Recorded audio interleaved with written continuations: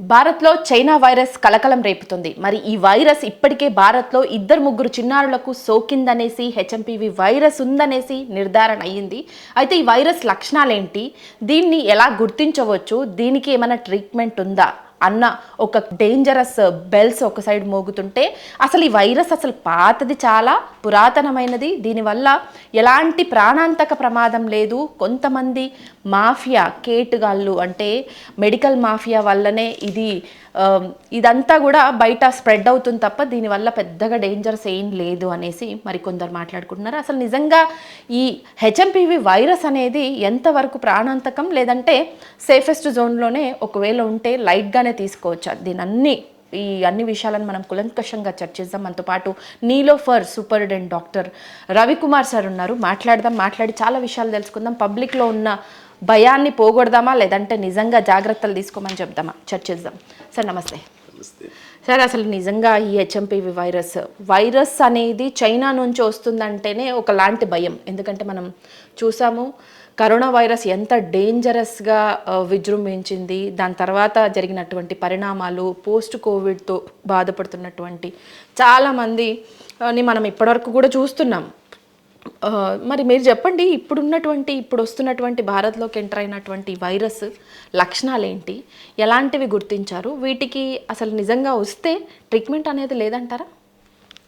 Right now this virus ఏంటంటే this is respiratory tract effect అయ్యి virus, అంటే ఊపిరితిత్తులకి effect అయ్యే వైరస్ ఇది.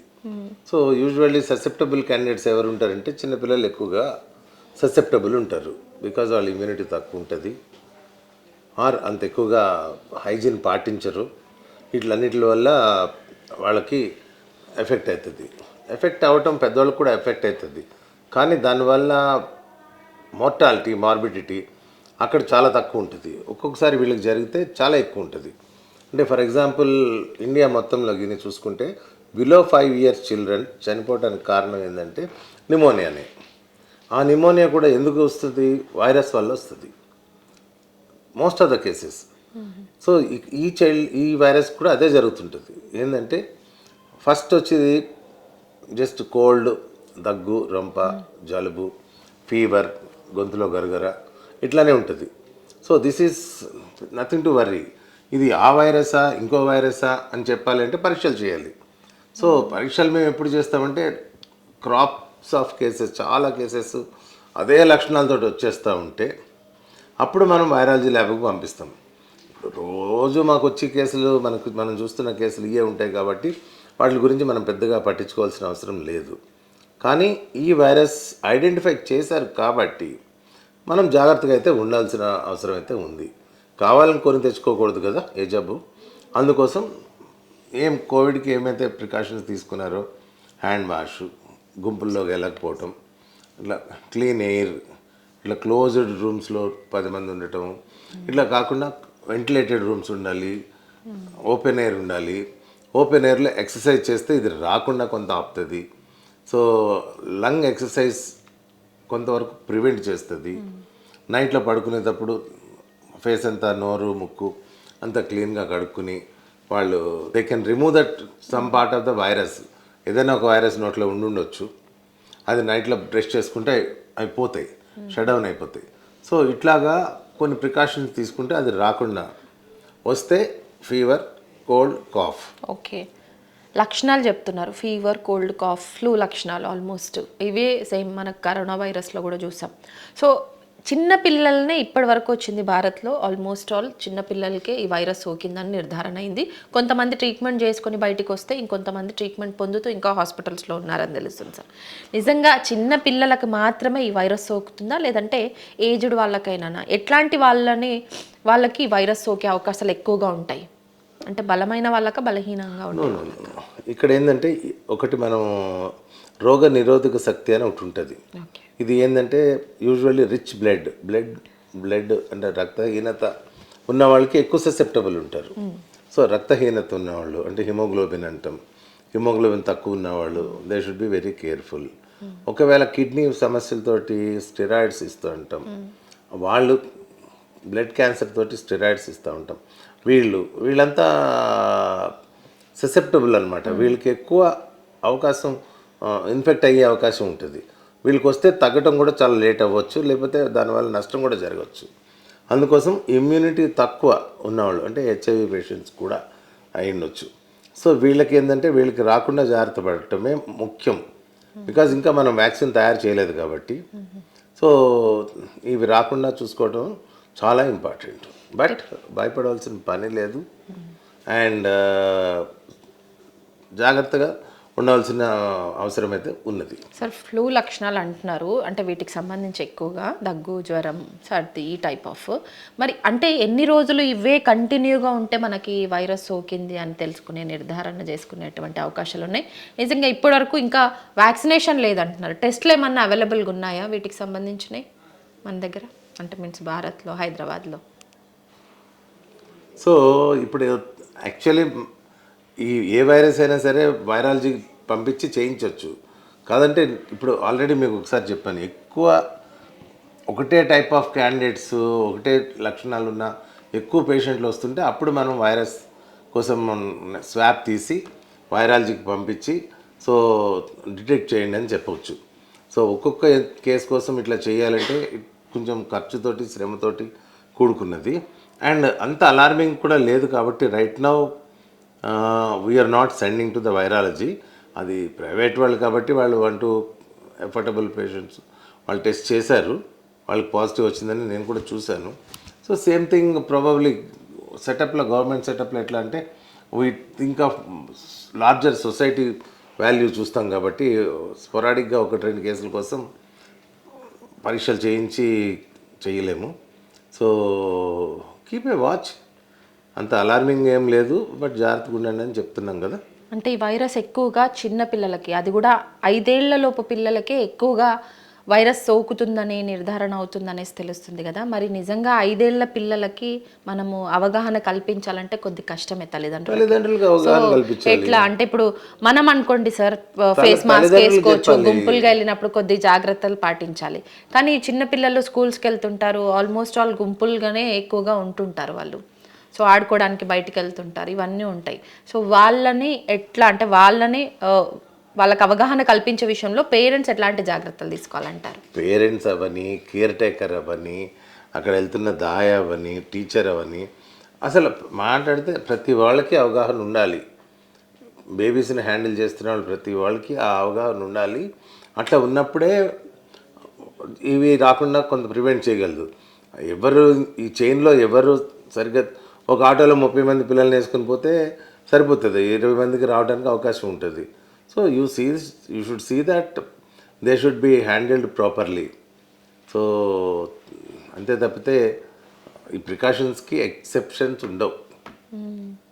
సో ఇది కరోనా వైరస్ అంత డేంజరస్ వైరసేనా, లేకపోతే ఈ వైరస్కి ఎన్ని మార్క్స్ వేస్తారు మీరు చెప్పమంటే?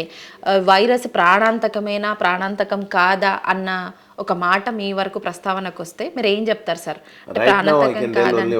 కరోనా వైరస్ అంతా సివియారిటీ అయితే లేదు.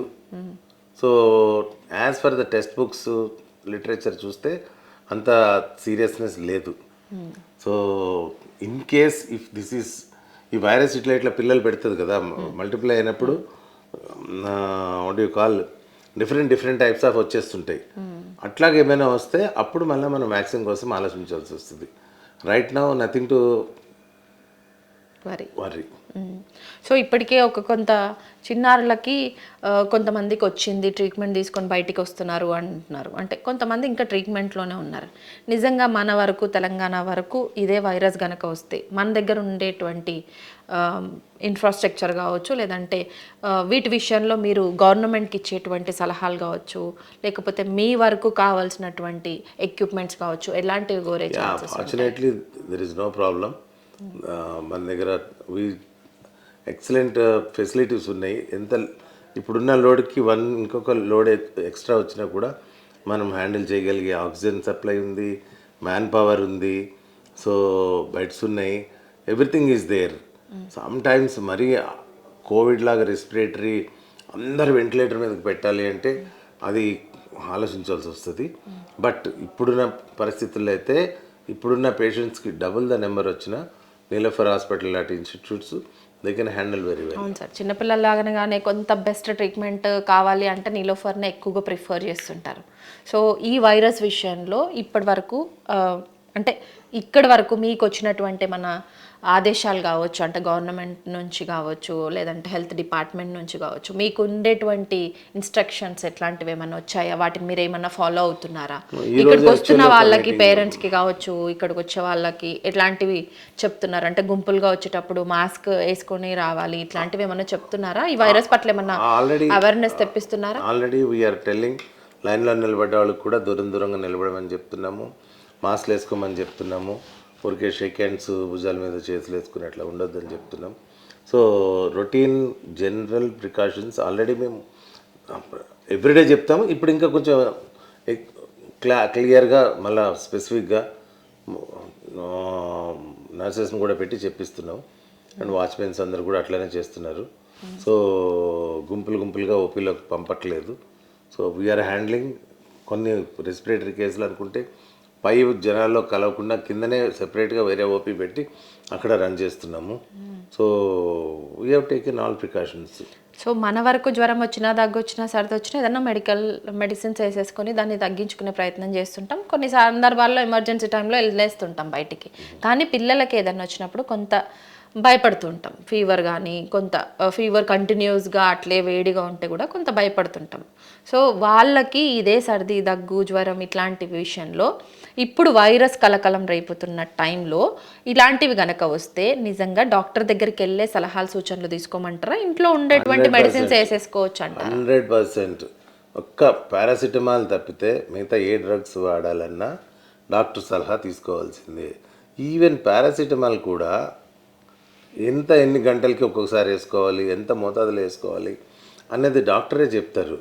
సరే ఒక్కసారి 1-2 డోస్ ఇట్స్ ఓకే, తప్పుపడినా పర్వాలేదు. But we tell very clearly, doctor సలహా లేకుండా చిన్నపిల్లల్లో ట్యాబ్లెట్ డోస్ తెలియదు మీకు, అదొకటి చాలా కేర్ఫుల్ ఉండాలి. అడల్ట్లో అంటే ఆల్ ట్యాబ్లెట్స్ తయారు చేసిందే అడల్ట్ కోసం, అక్కడ ఒక ట్యాబ్లెట్ వేసుకుంటే సరిపోతుంది. చిన్నపిల్లలు అట్లా కాదు, ఆ సిరప్లో ఎంత ఉన్నది, ఎంత డోస్ ఇవ్వాలి, వాళ్ళ ఏజ్ బట్టి, వెయిట్ బట్టి క్యాల్కులేట్ చేసి ఇవ్వాల్సి వస్తుంది. సో అందుకోసం ఎస్పెషల్లీ చిన్నపిల్లలకి సొంత వైద్యం వద్దు. సో ఇప్పటి వరకు అయితే చిన్నపిల్లలకే వస్తుంది, చిన్నపిల్లల్లోనే నిర్ధారణ అయిందంట. ఇది వైరస్ పెద్దవాళ్ళకి కూడా వచ్చే ఛాన్సెస్ ఉంటుందా, లేకపోతే పెద్దవాళ్ళలో అంటే వృద్ధులు ఆ type? Again they are susceptible. Old age people, diabetics fellows, they are susceptible. Lung sedentary ఉండటం వల్ల కూడా తొందరగా ఎఫెక్ట్ అవుతుంది. అంటే ఏం పని చేయకుండా లంగ్ ఎక్సర్సైజ్ లేకుండా ఉన్న వాళ్ళకి ఎక్కువ ఎఫెక్ట్ అవుతుంది. సో అందుకోసం బెటర్ ఓల్డ్ ఏజ్ పీపుల్ అయినా, యంగ్ ఫెలోస్ అయినా open air exercise, lung exercise like that they have to do it. So then గుంపులుగా సమూహాల్లో వెళ్ళినప్పుడు కొంత మాస్క్ ధరించాలంటారు. సో ఇలాంటి ప్రికాషన్స్ చెప్తున్నారు. సో ఇక్కడ హెచ్ఎంపివి వైరస్ వరకు కొంత లక్షణాలు కావచ్చు, వాటికి తీసుకోవాల్సిన జాగ్రత్తలు కావచ్చు, హాస్పిటల్స్లో ఉండేటువంటి ట్రీట్మెంట్స్ కావచ్చు ఎక్స్ప్లెయిన్ చేశారు.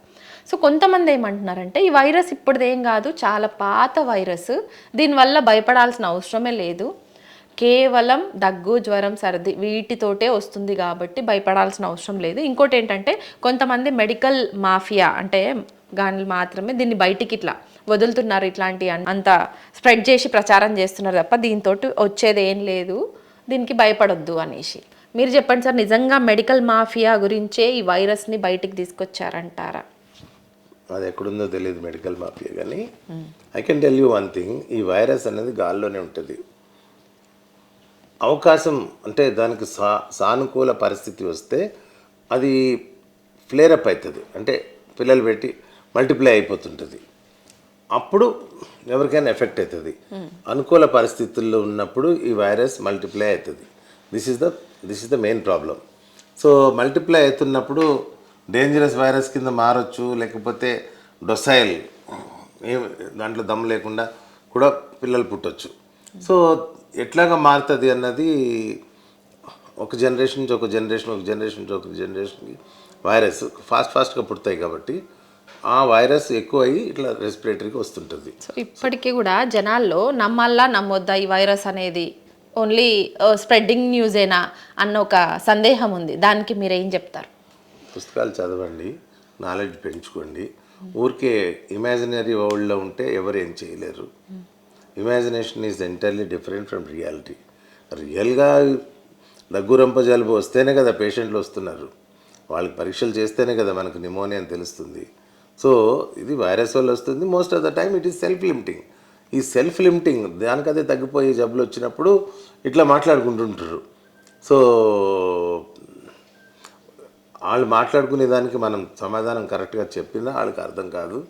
బట్ వైరస్, బ్యాక్టీరియా, ఫంగస్ ఇవన్నీ ఉన్నాయి. అవి మేము మైక్రోస్కోప్లో చూస్తాము, చూసి వాటికి ట్రీట్మెంట్ ఇస్తాము. సో వైరస్ అనేది అంటే మీన్స్ వాతావరణం మార్పుల్లో ఇలాంటి ఫ్లూ లక్షణాలు అనేది కామన్గా వస్తుంటుంది కదా సార్. సో జనాల్లో ఒక అవగాహన తెప్పించేందుకు మీరు చెప్పేటువంటి విషయాలు, ఎస్పెషల్లీ హెచ్ఎంపివి వైరస్ పట్ల నిర్ధారణ కావచ్చు కాకపోవచ్చు, మీరు పబ్లిక్ ఇచ్చే సూచనలు, సలహాలు ఏంటి?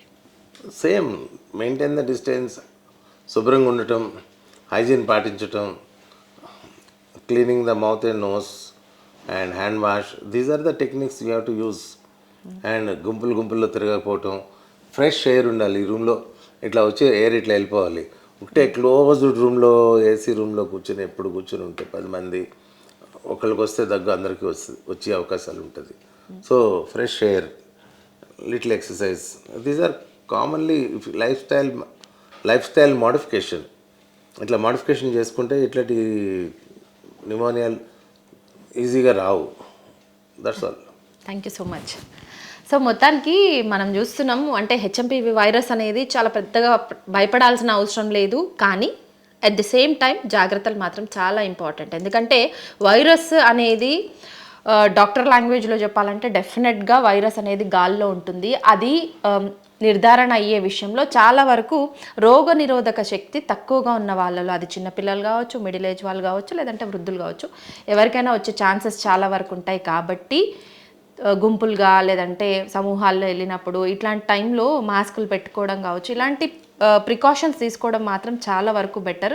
చిన్నపిల్లల్ని చాలా వరకు జాగ్రత్తగా చూసుకుంటుండాలి. ఎందుకంటే వైరస్ అనేది మనలో వచ్చినప్పుడు కొంత మనం చూసుకుంటాము, డాక్టర్స్ని సజెస్ట్ చేసుకొని ఇంకేదైనా చేస్తుంటాం. కానీ పిల్లలకి వచ్చినప్పుడు ఇంట్లో ఉన్నటువంటి మెడిసిన్స్ తల్లిదండ్రులు వేస్తూ ఉంటారు. కానీ అట్లాంటివి కాకుండా పిల్లలకి దగ్గు, జ్వరం, ఫ్లూ లక్షణాలు ఎలాంటివి ఉన్నా కూడా తప్పకుండా హోమ్ రెమెడీస్ కాకుండా డెఫినెట్గా డాక్టర్ని సంప్రదించి వారి సలహాలు, సూచనల మేరకే మెడిసిన్స్ అనేది వేయాలి అన్న ఒక సజెషన్స్ అయితే డాక్టర్లు అందిస్తున్నారు. ఎస్పెషల్లీ హెచ్ఎంపివి వైరస్ విషయంలో ప్రచారాలు ఎంత జరుగుతున్నా కూడా హెచ్ఎంపి వైరస్ అనేది నిర్ధారణ విషయంలో వాస్తవాలు అయితే చాలా వరకు ఉన్నాయి. కానీ ప్రాణాంతకం అయితే కాదు. అట్లా అని డిలే చేసుకోకుండా ప్రికాషన్స్ తీసుకోవాల్సిన అవసరం అయితే ఎంతైనా ఉంది. ఇది హెచ్ఎంపివి వైరస్కి సంబంధించిన latest information from Ravi sir.